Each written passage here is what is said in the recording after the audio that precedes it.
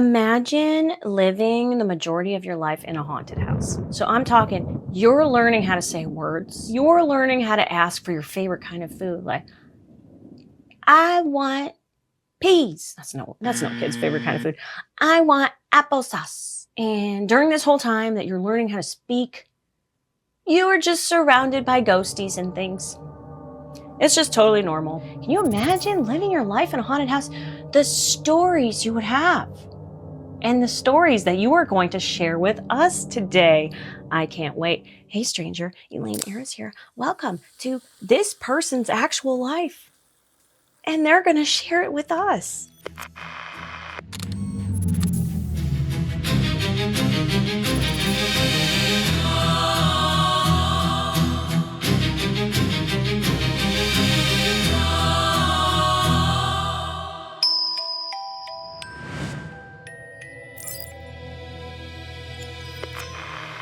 Here's their story just for us. Lived in a haunted house for most of my life. Dozens of scary ass experiences. Long post. Well, that's okay. If it's a long post, that's what today's going to be about. It's going to be about you, my friend. I've lived in a house in the north of England for 20 years now. I'm 24 years old. So they're still a bit young. They haven't had time to experience the outside world without hauntings. The amount of paranormal experiences I've had has been crazy. The earliest stories are from before I had even gained sentience. My mom and other family members would tell me stories of an imaginary friend I had called Bobby. I have no recollection of Bobby. I only know what I am told. My mom says I would often be awake in the middle of the night, having crawled out of my cot and playing in the pitch black on the upper landing. She'd ask me who I was talking to, playing with, and I'd say Bobby and Daddy. My father died months before I was born, and my mom kept this info from me as a child. I would sometimes wake her up at like 2 a.m. and say, Mom, Bobby wants a bottle or he's gonna kill you. Bobby sounds like a bitch. Bobby? I did not expect that out of you. No BS, that is what I'm told. Creepy as fuck, right? Yeah. This was actually in the house next door to the one I live in now. We lived there around 2 years. This is only the tip of the iceberg of that shit that's played out over the years. So we have Bobby and Daddy hanging out here at the tip of the iceberg.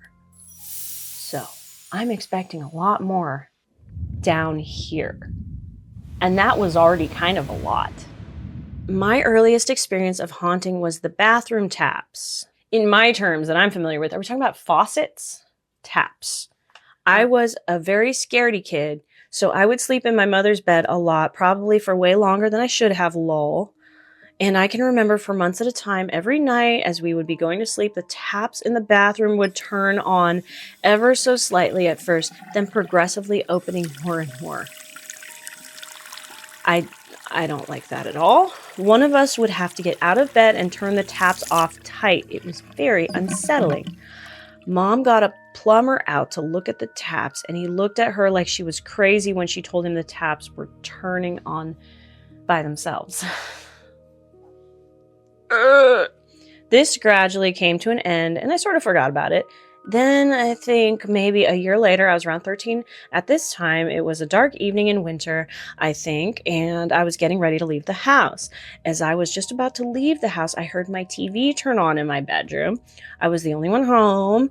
I don't know how I mustered the courage, but I ran upstairs to see what was going on, and my TV was turned on 100 volume, playing some random channel. I didn't even know my TV could pick up channels. I used to plug a DVD player in. What's crazy about that is when you turned that TV on, it usually was preset to 20 volume and would show a blank black screen. Ghosties love electronics. They love turning them on. They love turning them up loud, in my experience. The attic was also creepy as fuck, too. great. It was converted into a spare bedroom for my former stepsister, and I used to stay up there with her. She was probably like 16. I would have been about 10. I remember one day a book falling off a shelf for no apparent reason, and I swear, after she moved out, I would still hear footsteps through the ceiling and the sound of plug sockets switching at night from up there. I also have dreams about ghosts, like constantly. I was keeping a dream journal in my phone that I must have deleted by accident. Did the ghost not want you keeping tabs on them? So you deleted it by accident? I don't like what they said about me on the 5th of November. What'd they say about you, dude? They said my footsteps are heavy. I'm doing calisthenics, dude. If anything, my footsteps are light. I'm limber. I'm deleting their stuff. And not only that, while I'm in here, I think I'm gonna delete a couple of these photos. Who needs this many pictures of food? What do they think? They're gonna be freaking Insta famous with a picture of a taco? I'm so bored by the living. And I swear 90% of the entries would be me fighting ghosts or being chased or them being in my house. I remember a dream of me sleeping in the garden because there was a ghost in the window watching me. And I went through a phase where I would wake up at 3 a.m. every night like clockwork for no reason. I would just wake up and feel uneasy as hell. Sometimes it would be like 3:07 or slightly earlier, later, but it was so consistent that I wouldn't even have to check the time when I woke up. I would know for a fact it would be 3 a.m. I wish that was it, but it actually gets a whole lot worse. Hands down, most terrifying moments were when my mom moved in with her new boyfriend and me being a teenager deciding that living alone in the house would be cool as hell. It was lol. So one night I'm laid in bed, it's around 11 p.m.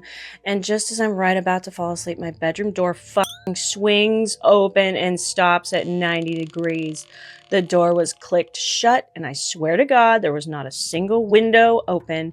And even if it was, the door had some friction from the carpet, so no amount of wind or draft could generate the force required to push open this door. I wasn't scared at that moment, though. My mind was too perplexed to experience fear, I think. I sat up in bed and just stared at the door. After a few moments, it dawned on me how terrifying that was, and I went and stayed at my Nana's house. So you are alone in this house, which you think is cool. 2 weeks later, exact same scenario. I'm in bed, about to fall asleep, and this time my TV remote just flies from bedside table to the other side of the room. Again, I went and stayed at my Nana's. My stepdad used to get pissed with me for being scared of my room until he decided to stay in there one night after a fight with my mom. He told my mom later he was so sorry for the way he has been with me about my room. He was scared too and ended up staying downstairs. See, stepdad? Okay? I'm not crazy. I'm not being difficult. I'm just experiencing some hauntings. He was a big, bald, scary-looking man, too.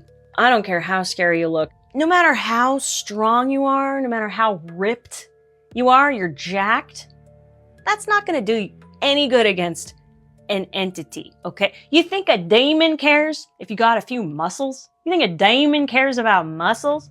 That demon's just going to blast you right backwards like you are a rag doll, okay? You cannot pump enough iron to have the strength to defeat a diamond. That'll scare the alpha right out of ya. The final room experience I had was when I woke up at 3 a.m. one night, and for some reason I had the urge to look at the bottom of my room. I swear to God, I seen the outline of what looked like a woman. I could see long hair and a human outline figure. I laid my head back, realizing what I'd just seen. Lifted my head again, and the motherfucker was still there. At least have the courtesy to disappear after the first glance. Jeez. My fight or flight response kicked in, and I launched out of the fucking bed to punch whatever was standing there. Obviously, there was nothing there, and I had just punched the air. I did actually just go back to sleep. I mean, what else are you gonna do? Okay, you're just gonna sit there and waiting for the thing to come back, or you're just gonna force yourself to get some rest. I had dubbed the ghost as Bobby by this point, and sort of came to terms with the fact I had my own ghost that used to be my friend too. So when I was about 20 years old, I got into the habit, whenever I was drunk, of coming home and taunting Bobby. I would ask him to move stuff and then call him a pussy ghost when he wouldn't. Okay, so now we're just having altercations with the ghost. I swear one night a cigarette I asked to move started rolling back and forth on the table in front of me, but no one believed me. One night shit got real. So it wasn't real before? We had a house plant in the front room. I had been taunting the ghost after coming home from the pub. All of a sudden, I see the leaves of this plant like fucking swaying as if something was caressing them. My heart fucking sank, and I stood up to have a closer look. Half terrified and half curious, I edged closer and closer. Next thing, a moth flew in the open door from the hall and landed on the ceiling lights. And right after that, I swear, this on my father's grave, the lights in the house went fucking crazy. They would all dim down and then brighten up like sort of pulsating. I had a lamp doing that to me one night. I was just hoping that maybe the prongs weren't reaching all the way into the power source, so it was weird. And it only happened that one night, and then I just unplugged the lamp and kept it unplugged for a little while. But for this person, it was every light in the fucking house. The bathroom light upstairs, the hallways, all of them. I just fucking bolted outside and ran to my stepdad's house with nothing but my house keys and phone. This became a common occurrence when I would get drunk and provoke the ghost. Lights would flicker, I would end up shouting at the ghost to stop. He would not. I'd usually leave. Scariest story is actually when my mom and stepdad were staying at home. I had been drinking again. They were upstairs asleep and I was downstairs listening to music on the TV. I decided to test my ghostly friend once and for all with an Ouija board. Can we not do that? Okay. A Ouija board scares me. I had a friend who had a whole horrifying experience with an Ouija board. And well, I know this isn't a reliable source to you guys because you don't know my friend, but she does not make stuff up. Okay? She's not an attention seeker. She's a very sweet, fun, loving person. And one of her stories involves an Ouija board, and she claims to this day that she will never touch one again because she and her friend were playing. And no, it didn't just go off and start doing things because then I would blame the friend. But they said they got so scared that they decided to burn it. Okay, they were so spooked by their interaction with the Ouija board, they decided to burn it. And she said there were green flames. Green. Okay, so we're playing with the Ouija board, which I wouldn't recommend. I made it crudely from paper. Oh, so this is like a homemade Ouija board? Okay. I made it crudely from paper and sat asking questions to Bobby. Nothing happened. That is until an hour later when I got up to use the bathroom, halfway up the stairs, and all I hear is this ginormous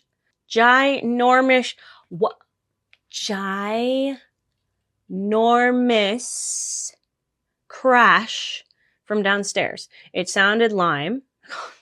Don't do this to me when I'm already struggling with the words. Don't put in the word lime.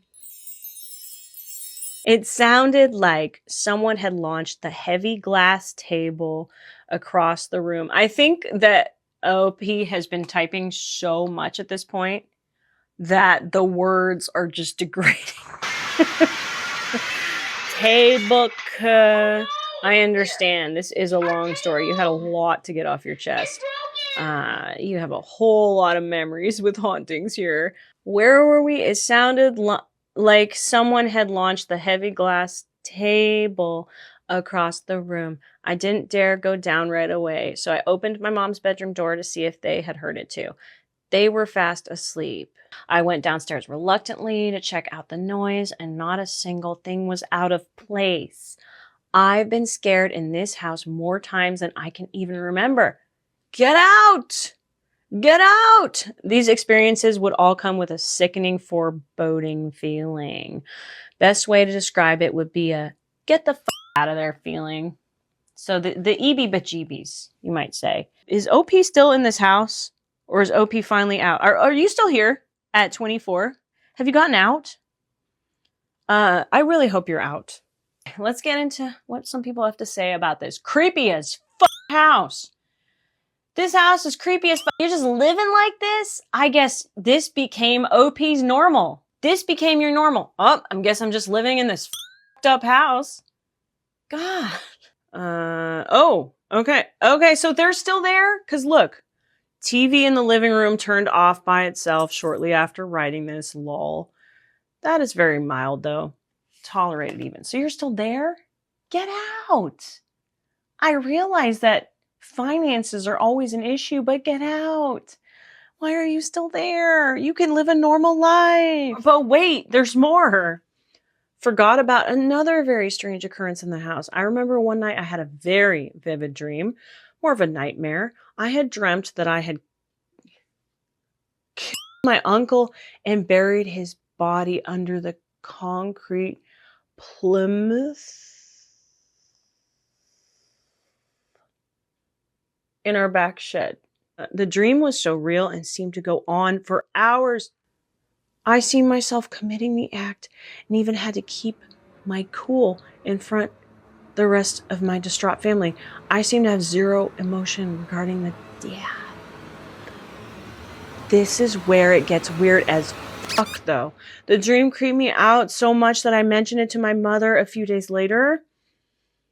She looked at me in a horrible way for a moment and then told me she had had the exact same dream.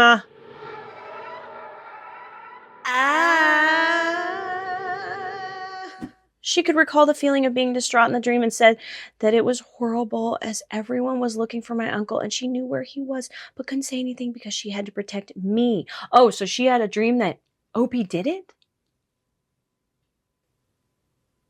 I'm pretty sure she said I had buried him under the shed in her dream too, though I may be misremembering that part. So what, the ghosts are doing Inception now?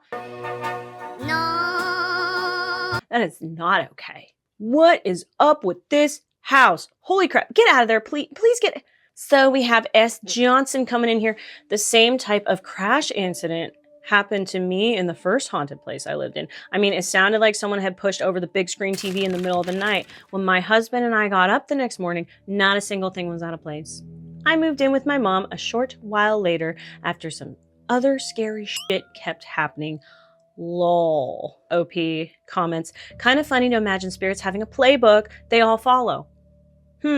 What we hitting them with tonight? The old phantom furniture toss. That'll get them. I know. Are they all just like, how do we really jack this guy or this girl up? Okay, I got this one worked really well last time. We just make this sound. We make this crashing sound. They think their stuff is being torn up. They come out. Nothing is out of place. Freaks them out every time. How old was the house? Definitely something going on there. OP says surprisingly only 1980s, maybe 90s. I used to taunt the ghost in one of the houses I lived in. I just got so sick of being pestered. It got pissed and things started smashing around in the kitchen. I was 16 and like, oh, fuck, shit's getting real. Ran out of the house and just sat in the driveway till my dad got home. I couldn't stay in my room past 2 a.m. I always slept in the living room on the couch the years we lived there. Something would whistle outside my window. I'd go to the other side of the house and it would be there before I got there, still whistling in the dark. Ew! The fact that I read about you growing up and it came to a point where you started taunting it while you were drunk is hilarious. Good thing is that it doesn't seem malicious and is not causing any harm to you physically. A little playful, yes, and most likely curious about humans. That is a lot. Opie has been through a lot. I just can't believe they're still there. I can't believe this is their life. Imagine this being your entire childhood and youth.